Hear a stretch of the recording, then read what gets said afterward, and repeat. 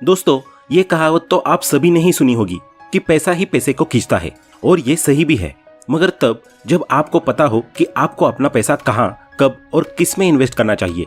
Market में लगभग हर दूसरा व्यक्ति अपना पैसा लगाकर उस पर अच्छे से अच्छे रिटर्न कमाना चाहता है, मगर उसे ये नहीं पता होता कि वो इसे कहाँ इन्वेस्ट करे। इसलिए ज्यादातर लोग या तो अपना पैसा सेविंग अकाउंट में डाल देते हैं, या कोई इंश्योरेंस कर देते हैं, या फिर ज्यादा से ज्यादा एफडी कर देते हैं। अगर आप इनमें लॉन्ग टर्म के लिए भी इन्वेस्ट करते हैं तो भी ये आपको ज्यादा से ज्यादा 7 से 8% का रिटर्न देगा, जो कि बहुत बड़ा रिटर्न नहीं है। इस दुनिया के जितने भी अमीर लोग हैं वो बस इसलिए अमीर है क्योंकि उन्हें अपने इन्वेस्टमेंट से ज्यादा रिटर्न लेने का तरीका आता है। और फाइनेंस की लैंग्वेज में इस तरीके को कंपाउंडिंग ऑफ मनी कहते हैं। कंपाउंडिंग से शायद आपको अपने बचपन में पढ़ा हुआ कंपाउंड इंटरेस्ट याद आ रहा होगा। बस ये समझ लीजिए कि ये भी कुछ उसी तरह का है। आइए इसे एक स्टोरी के थ्रू समझने की कोशिश करते हैं।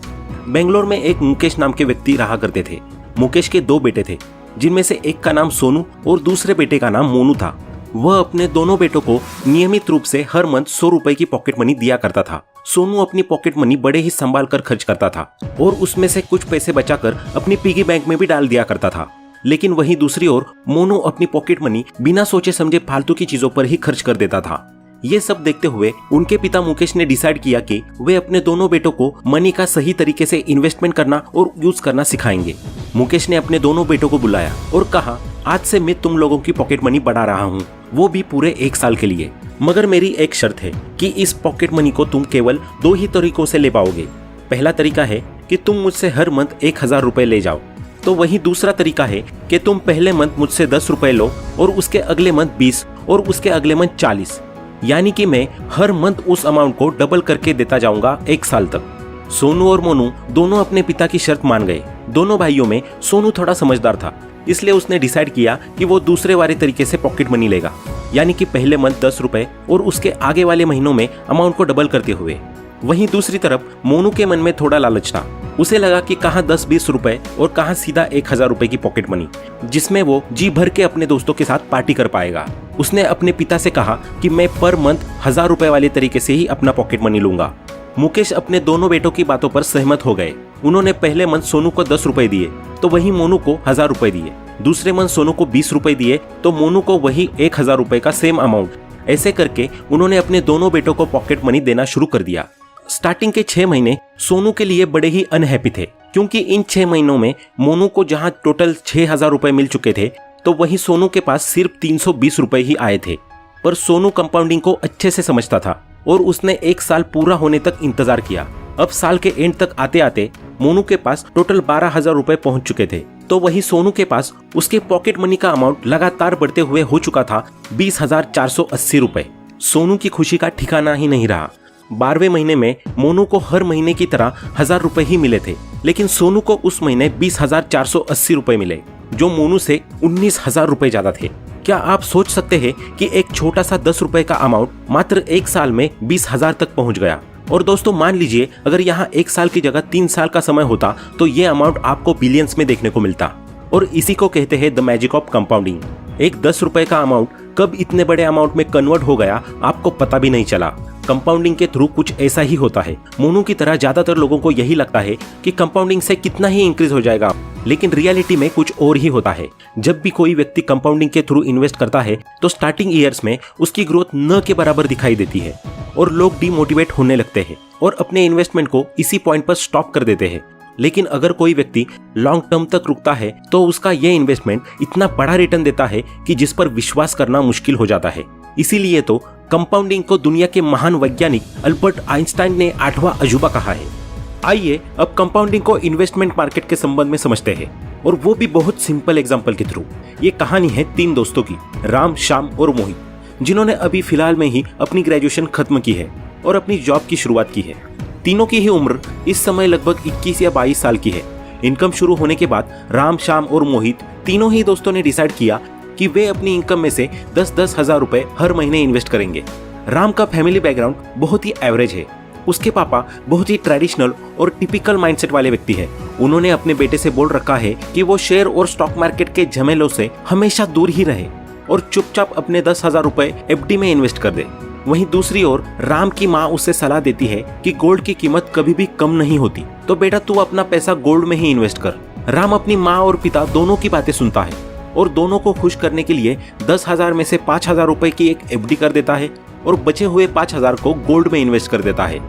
दूसरी तरफ श्याम एक मॉडर्न एजुकेटेड फैमिली से बिलोंग करता है, जहां उसे लाइफ के अदर फील्ड के साथ साथ इन्वेस्टमेंट के फील्ड में भी फुल फ्रीडम मिली हुई है। वो इन्वेस्टमेंट मार्केट के संबंध में जगह जगह से रिसर्च करता है, कुछ एक्सपर्ट्स की सलाह लेता है और एंड में अपने 10,000 रुपए में से 5,000 रुपए डेब्ट फंड में इन्वेस्ट कर देता है और बचे हुए 5,000 रुपए SIP के थ्रू म्यूचुअल फंड में इन्वेस्ट करना शुरू कर देता है।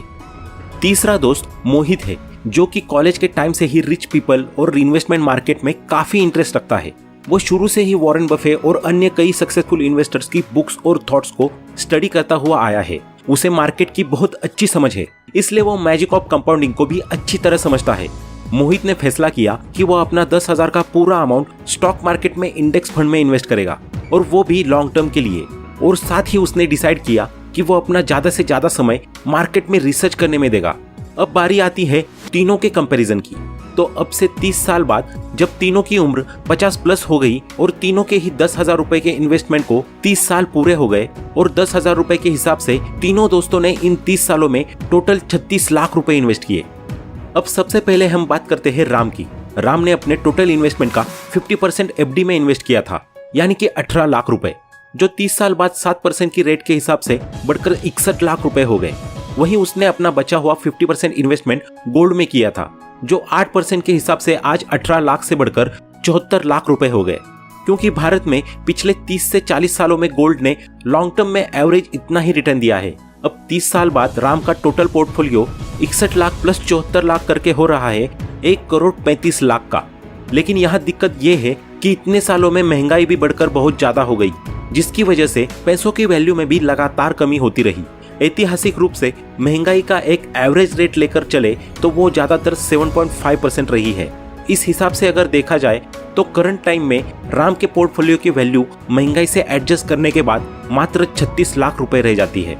यानी कि इन 30 सालों में राम ने जितना पैसा इन्वेस्ट किया था, अंत में उसे रिटर्न के रूप में उतना ही पैसा मिला।